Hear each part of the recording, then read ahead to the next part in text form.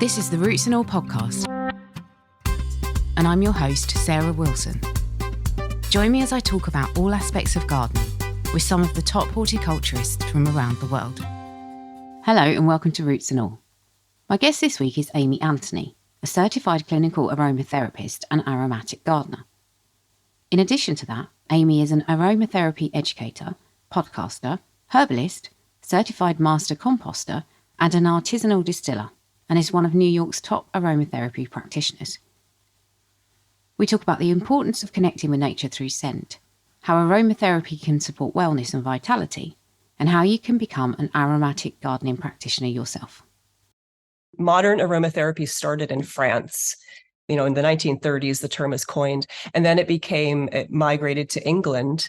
And then in the US, a lot of folks learned the quote British way or English way of aromatherapy. So I am a professional aromatherapist, an educator. I am a passion and avid lifelong gardener. I'm a distiller. I'm a kitchen herbalist. I don't have a shingle hanging out just saying, come see me, I'm an herbalist. But the aromatherapy part, I'm an educator and a practitioner. So when I started my aromatherapy life back, I'd say it's in 2012 was my first workshop, and I was dabbling before that. I'll get into the textbook definition, and then I'd love for you to ask me questions. So technically, aromatherapy is the therapeutic application of genuine and authentic essential oils to work holistically with an individual. So someone might present to me saying, I have a bad case of bronchitis. I'll say, let's see how we can work with essential oils to help. I have arthritic pain. Let's see how I can help. I have anxiety. Help me out with that. Or I need help meditating, or I need to find connection in some way to go into the more spiritual way. So the essential oils, because they are so concentrated, we take a lot of plant material to obtain these tiny bits of oil. They're so concentrated, we work in small amounts. So emotional work, mental work, spiritual work can be one drop of oil on a cotton pad. And then when we go into physical manifestations of things, let's say like pain or a respiratory condition, we dilute the oils and apply them topically. So that's kind of a nutshell, but there's a lot of nuance. Yeah, I'm sure. And I wondered as well, obviously, aromatherapy uses scent. And if I go shopping for a candle, for example, I'm looking for something that uses plant aromatics, and quite often, especially in the UK, I can only find things that are synthetic. So I'm guessing there is a difference, but can you explain what the difference is? Oh my gosh, yes. It's an important topic you're bringing up, because synthetics, we know they're bad. They're made in a laboratory. People want them because they're repeatable. They have staying power. They're flat. They're not good. Just as a side note, I've made aromatherapy candles. I've taught classes and I've stopped because it's wasteful. The aromatic, genuine, authentic aromatics from plants, a lot of the molecules can't withstand the combustion process of that flame. So it's just useless. Don't even go there. But the way I really want to answer this is, a lot of when you get deep into the oils, into the aromatic plants, you'll have, let's say I have yarrow in my hand, and we could look at a lab report that says that yarrow, I'm making this up, has 200 chemical components in there. And you'll see on a graph, one component might make up 20%. And then and then another at 15 and 10. And you're like, oh, wow. But then there's what we call the trace components that the plant makes. And this is the magic of the oil. This is the synergy. This is the life force in the oil in the plant. And you can have several trace components at 0.001%, 0.02%. And that was made by the plant. It's there for a reason. And that's a lot of this, we'll call it magic, the energy, the vitality that comes through. So let's say I take a synthetic product like a perfume, and you're like, oh, it smells like a pretend floral. It stays around a long time, but it doesn't sing. It's not a symphony like a natural perfume would be that's made of, genuine, authentic essential oils. Obviously, aromatherapy is very powerful, but I don't know whether people completely understand the link between it and using your own garden, especially in terms of aromatic gardening, which is what you do. I mean, if you're not working with concentrated oils, is it still possible to use the scents from your garden to get therapeutic benefits? Yes, I mean the molecules are there because this is all a chemical thing we're working with, the chemosensory stuff. And these molecules, you could go to your garden and I have basil on my mind, and many people I know like basil and they smile. And you could just go out to your garden and rub a leaf and smell your fingers, go rub rosemary, let's say, and smell your fingers or brush your hands, and you just smell that and you're getting the chemistry. There's an interaction happening there, and it's powerful. And that is aromatherapy. Some people might say it's not because it's not the concentrated oil, but yeah, it's possible. You don't have to go buy all these oils. You can go outside and make a tea garden, specializing in aromatic plants, let's say, and just have fun. That's so interesting, actually. You use the example of basil because I've smelt basil essential oil. And for me, I mean, I do have a slightly curious sense of smell, but for me, the basil essential oil doesn't resemble the plant. Do you find that? Is that an uncommon reaction to it? No, you're right. So, because what's happening is we're taking a lot of basil flowering tops and putting them in a still. Let's say I talk in pounds, sorry, like let's say I take a kilo of basil. I'm only going to get this tiny amount of essential oil. We're only getting specific chemical components that can make it over the steam through the distillation process. So a lot's left behind in the pot holding the botanical biomass. So you're just smelling this really specific chemistry. So honestly, if you're really into basil and you want a more, quote, genuine smell, or more, excuse me, true to life, there's more modern day CO2 extraction, which takes color, takes heavier molecules that won't come over during steam distillation. And you will smell something and you're like, yeah, that's much closer to basil. Wow, it's so scientific, and I've kind of dabbled. I went on a course to make my own perfume, and it is just so in depth. I mean, it's a life's work, isn't it? I guess getting your head around any of this. But in terms of if you were growing plants in your garden and you wanted some positive benefits, are there any that are really powerful in terms of scent or benefit that you would recommend to people? That's a great question, and it's nuanced because scent molecules touch us on so many different levels. And one of the most immediate is memory association and liking and disliking something. So if you really like something and it makes you happy and it grows in your area, plant it. That's really it. And there's more on the physiological level and the essential oils, the aromatic plants, their chemistry. They work on our neuroendocrine system.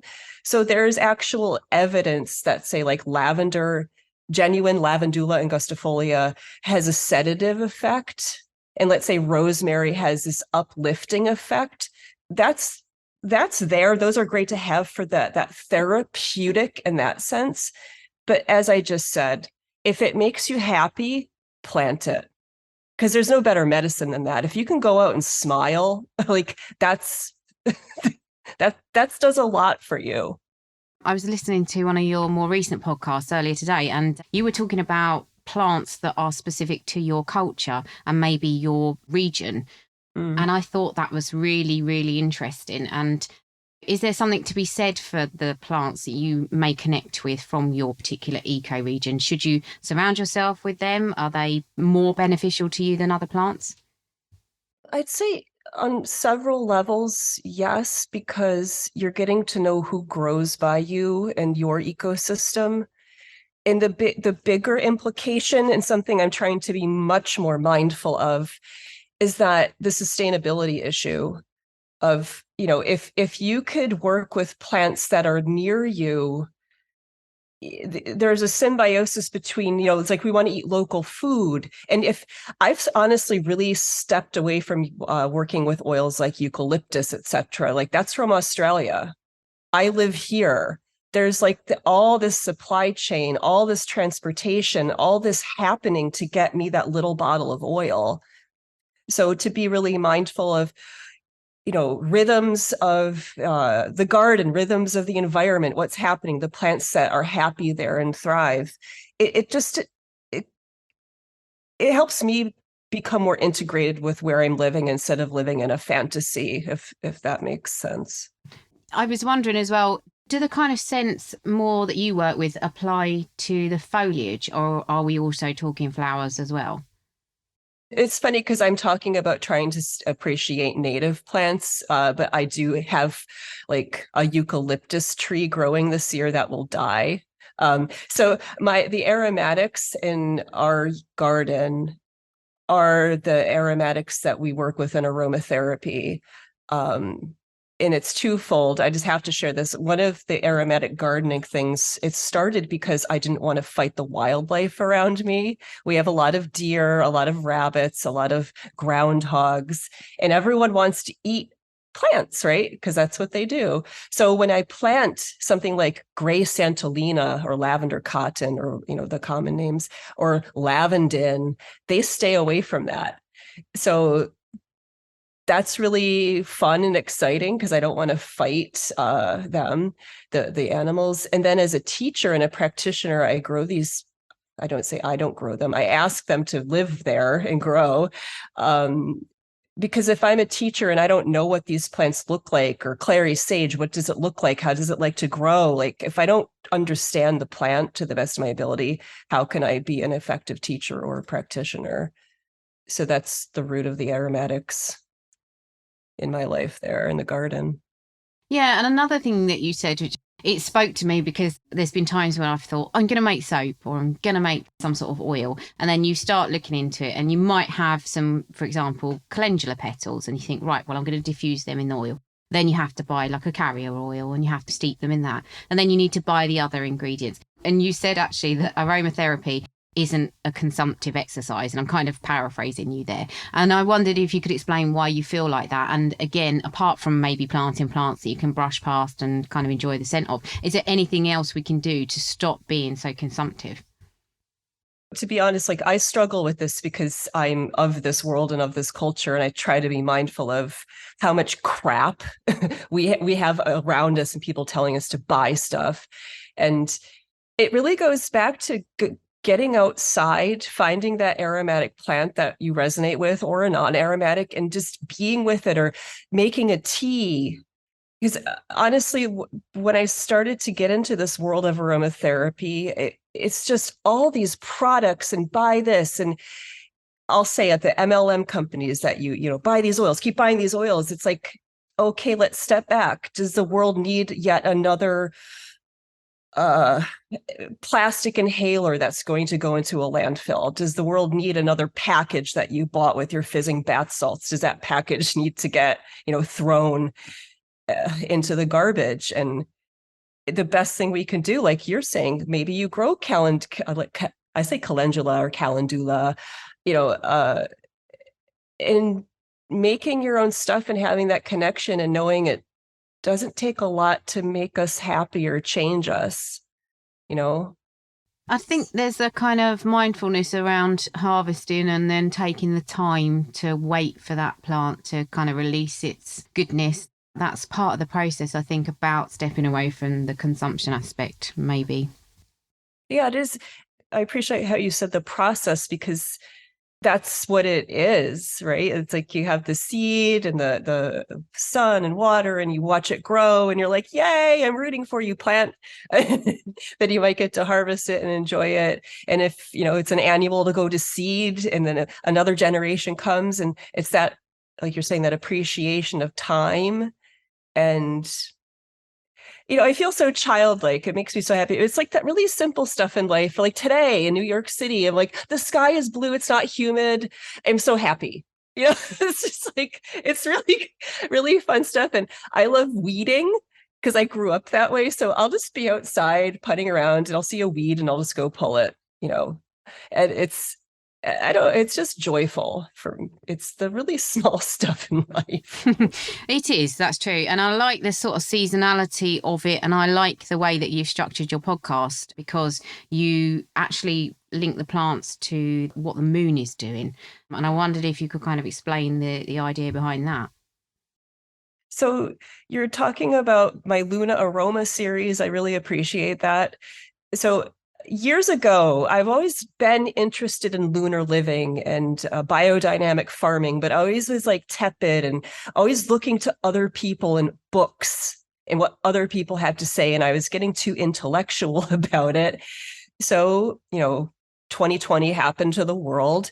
And I was like, you know what? I'm going to start doing this. I'm going to start observing what's going on around me and try to feel a connection with an essential oil and a botanical that I feel resonates with the current time I'm in New York, in the New York metro area. So someone in, South Africa, what I'm doing on Luna Aroma might not resonate with them. But it really was giving myself permission just to like sit and pause and look out the window in the wintertime and meditate and think like, what's happening? What are the themes? And it was this year and a half project I worked on starting in 2020. And I thought it would become a book. And I was like, no, I really thought it belonged in the podcast format. But it is just this way to look and observe at the lunar themes and get away from the clock and live closer to the environment in a way.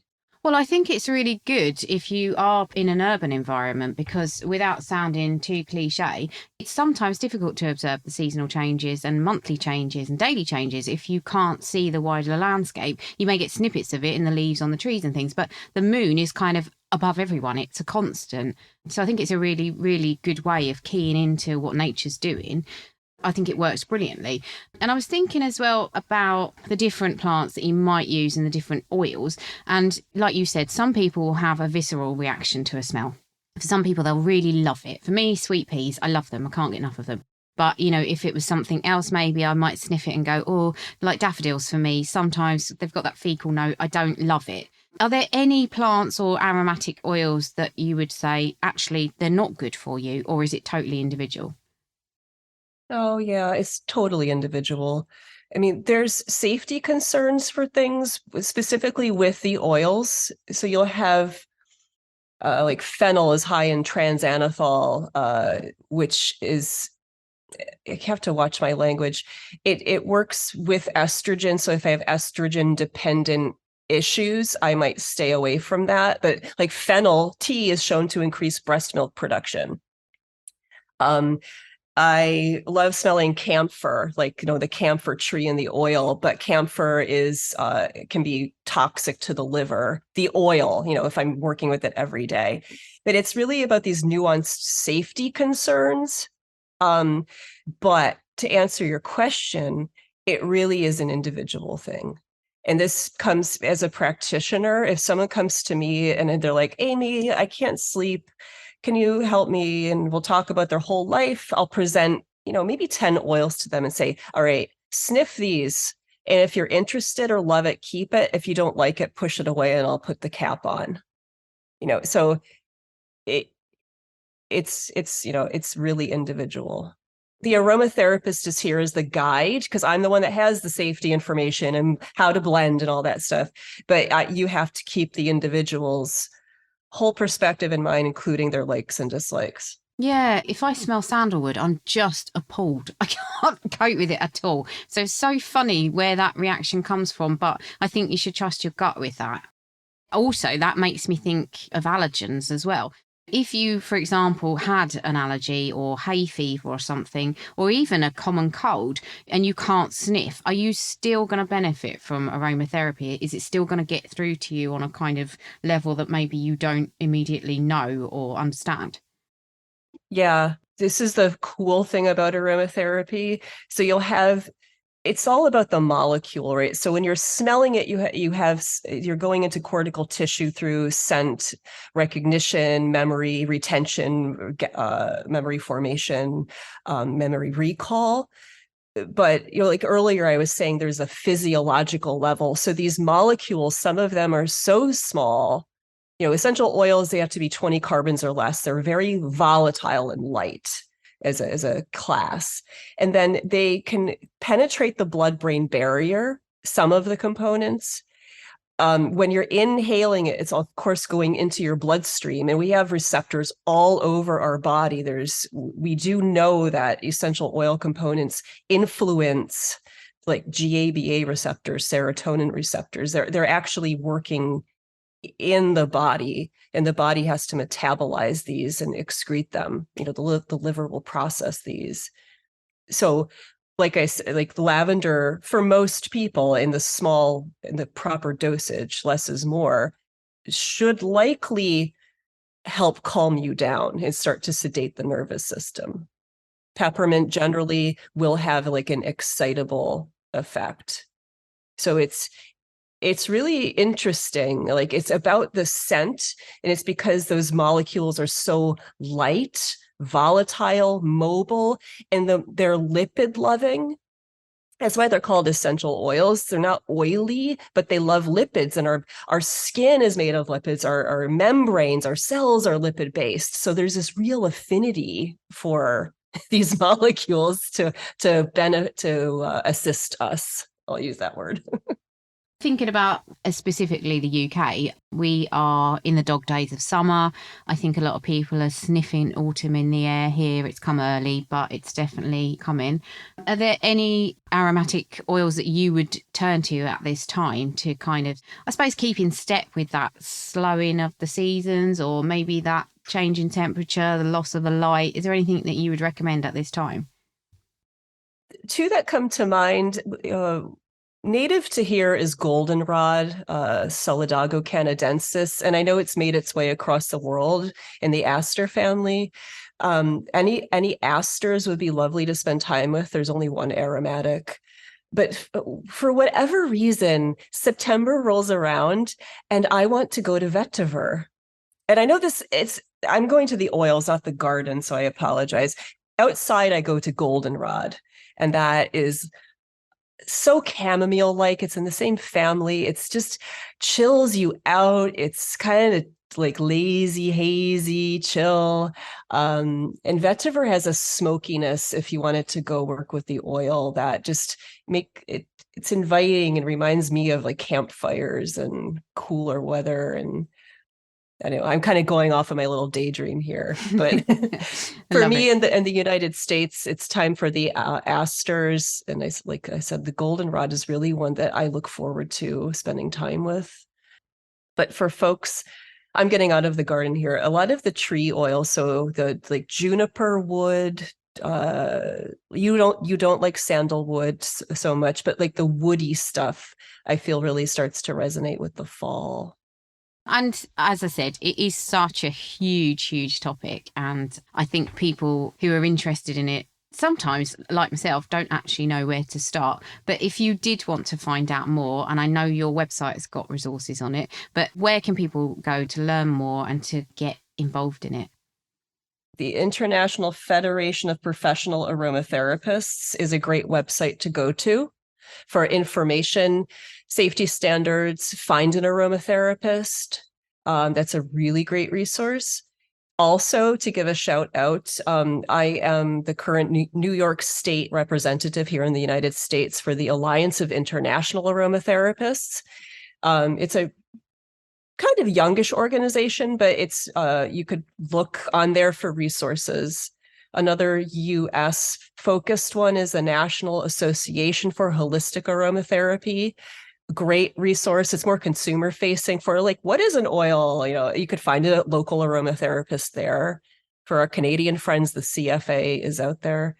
So those are four good, but the IFPA is definitely one of the older aromatherapy organizations. It's really well respected. So I would nudge people to go there. Of course, check my website out. I have a lot of like videos and articles and stuff, but really, shout out to the IFPA, because they just don't take anyone as a member too. You really have to prove your credentials, as you do with the other website organizations I mentioned, but the IFPA is, I'd say, gold standard. Thank you to Amy for shedding light on this fascinating art, and thank you to you as well for listening. This week's shout out for a good person doing good work goes to my friend Frankie, who is a gentle gardener, a talented yoga practitioner, and one of life's old souls, who is simply one of the best people I've ever met. Follow her work on Instagram at Slow Yoga Francesca. Next up is Dr. Ian Bedford, with the lowdown on one of what must surely be the prettiest, if not the most beneficial bugs to grace our gardens. Appearing in many gardens across the UK is an invasive yet very attractive ladybird-sized beetle called the Rosemary leaf beetle. The adults are coloured with beautiful metallic green and purple stripes, whilst their grub-like larvae are dull white with dark grey stripes along their sides. As their name suggests, their primary host plant is rosemary, but they can also be found on other plants that produce high levels of camphor, such as lavender, sage and thyme. The rosemary leaf beetle first appeared in the UK in the mid-90s and soon became established within central London before spreading out across the UK, where they can now be found feeding on their host plants throughout the year, only leaving to hide underground during the coldest of days. Some people might actually enjoy seeing the rosemary leaf beetles in their gardens and admire the beauty of these living jewelled adornments on their plants. However, they can become a serious pest for commercial lavender and herb growers, where heavy infestations can soon develop if left untreated, causing damage to the plant's growing points and ultimately leading to dieback. In a home garden, though, an infestation can be kept under control or eradicated relatively simply and doesn't need to involve spraying pesticides that will also kill the many beneficial insects that visit the flowers of these aromatic host plants. Simply by laying an old sheet around the base of an infested plant, then vigorously shaking the shoots and branches, the beetles and their grubs will tumble out on top of the sheet, where they can be collected by hand and safely removed. You can download or listen to the podcast direct from the website rootsandall.co.uk. Please also check out my Patreon, where you can make a one-off donation or take out a monthly subscription to help support the podcast. Because if you enjoy the show, please help it continue. I also have a GoFundMe where you can make a one-off donation. Even a one-off donation of £1 helps, and I'll be really grateful for your support. So please go to Patreon or GoFundMe and search for Roots and All Podcast.